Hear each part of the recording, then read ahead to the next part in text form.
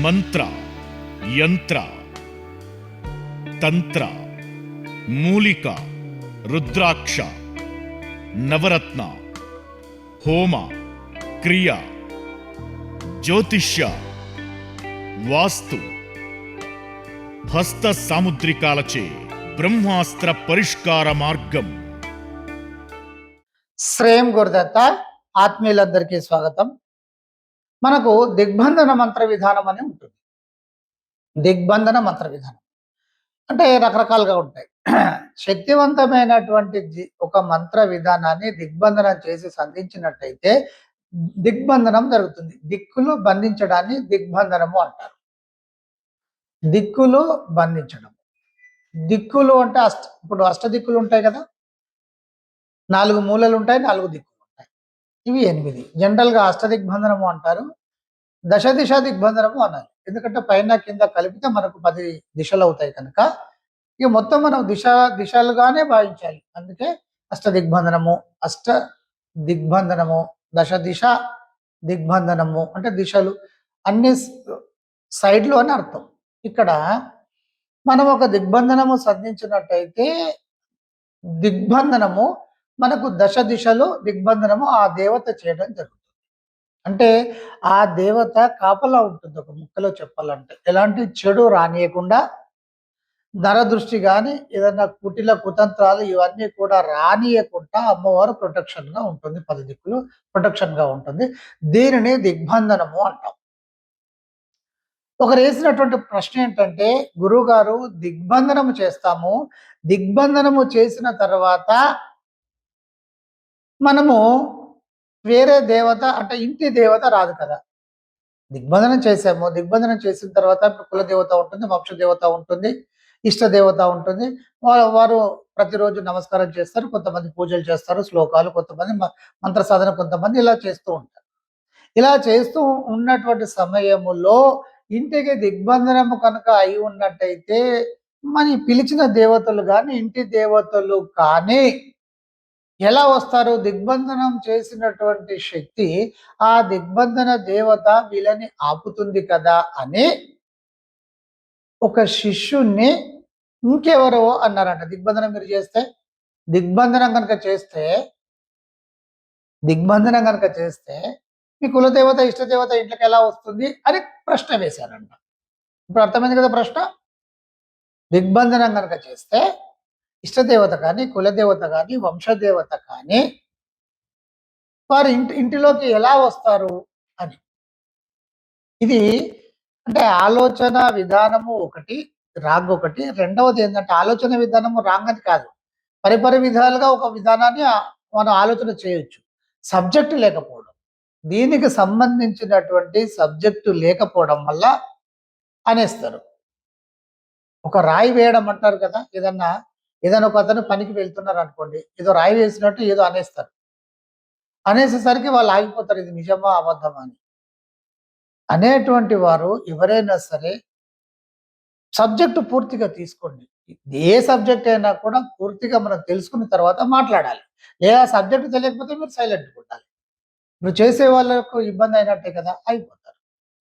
అతడు చేయడం ఆపేసి నా దగ్గరికి వచ్చారు, ఏంటి గురుగారు దీని గురించి అంటే, సరే బిడ్డ వీడియో కూడా చేస్తాను, లేదు అందరికీ తెలియాల్సినటువంటి విషయం అని. ఇక్కడ విషయం ఏంటంటే బిడ్డ, మనం దిగ్బంధనం చేస్తాం కదా, దిగ్బంధనము ఎందుకు చేస్తామంటే చెడు ఇంటిలోకి ప్రవేశించకుండా, అంటే చెడు ప్రయోగాలు ఇంటిలోకి రాకుండా, నరదృష్టి ఇత్యాది ఇంటిలోకి చెడు ప్రవేశించకుండా చేసేటువంటి దానిని దిగ్బంధనము అంటారు. ఎవరైతే మీకు మంచి చేయడానికి ప్రయత్నిస్తారో, దిగ్బంధనము అంటే దిగ్బంధన దేవి లేదా దేవత మీకు మంచి చేస్తుంది. దిగ్బంధనమే కాకుండా మీకు మంచి చేస్తుంది. మంచి చేస్తూ సపోర్టింగ్ చేసేటువంటి మీ ఇష్టదైవము, కులదైవము, వంశదైవము, మీరు ఇంకా ఏదైనా ఉపాసన చేసినా అది మీకు మేలు చేస్తుంది కనుక వీటికి దిగ్బంధనాలు వర్తించవు, ఏమనదు. ఎందుకంటే ఆ దిగ్బంధన దేవి దేవత మనకు సపోర్ట్ చేస్తుంది. ఇవన్నీ కూడా మనకి ఇంటికి సపోర్ట్ చేసేటువంటి దేవీ దేవతలు కనుక వీళ్ళంతా ఒక గ్రూప్గా ఉండడం జరుగుతుంది. ఇదంతా ఒక విధానం. ఇది మీరు దిగ్బంధనం చేసుకొని మీ ఇంటి దేవత కాకుండా మీరు ఏదైనా ఒక ఉపాసన చేశారనుకోండి, ఒక జపం చేశారు. ఇప్పుడేంటి, ఏదో ఒక శివ జపం చేశారు, లేకపోతే ఒక కృష్ణ జపం చేశారు. మీరు దిగ్బంధనం ఇంకొక దేవి లేదా దేవతతోని దిగ్బంధనం చేసుకున్నారు.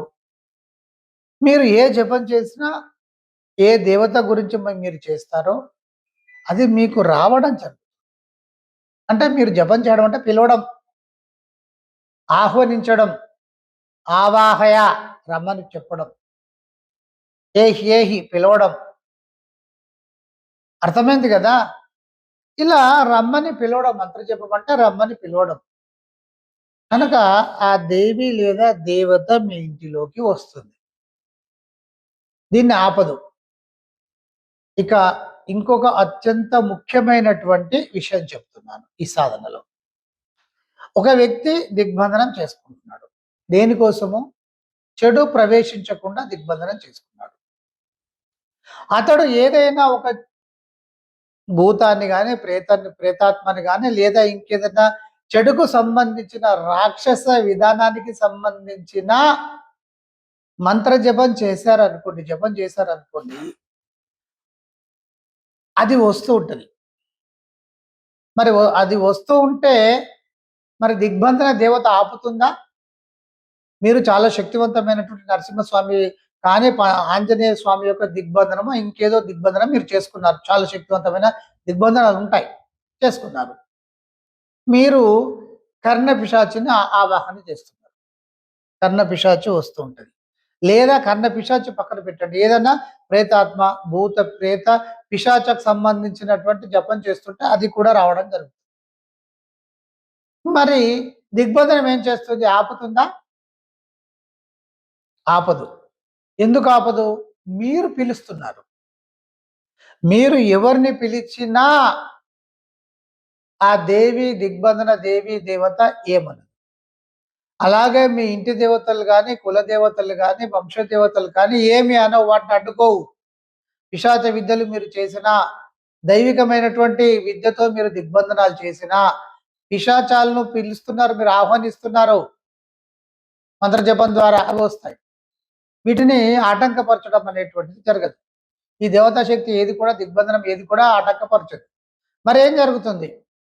మీకు ఇండైరెక్ట్గా కలలో హెచ్చరించడము, అది చేయొద్దని చెప్పేటువంటి సిమ్టమ్స్ ఇవ్వడము, కలలో చెప్పడము, ఆపడము, ఇది ఇలా వస్తుంది, ఇలా జరుగుతుందని ఏదో రకంగా మీకు తెలియజేసేటువంటి ప్రయత్నాలు చేస్తాయి. అంతవరకు చేస్తాయి.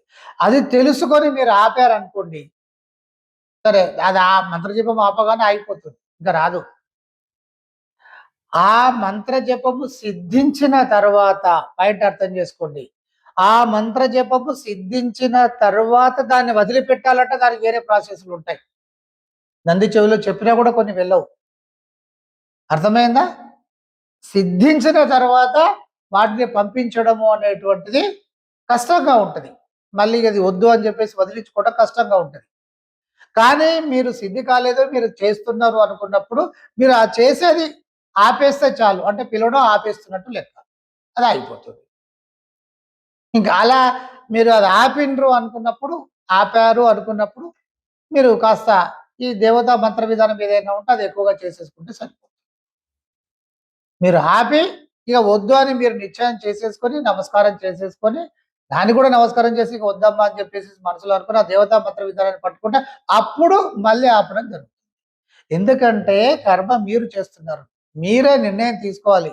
దేవతా శక్తి హెచ్చరించడమే తప్ప మీరు చేసేటువంటి పనులను ఆపదు. చెప్తుంది ఇలా చేస్తే రాంగ్ అవుతుంది అని మీకు హెచ్చరించడం, కళలో కావచ్చు, ఏదో రూపకంగా హెచ్చరిస్తుంది, దాన్ని ఆపేసేయాలి. అలా చేయకపోతే కర్మ ఎవరు అనుభవిస్తారు?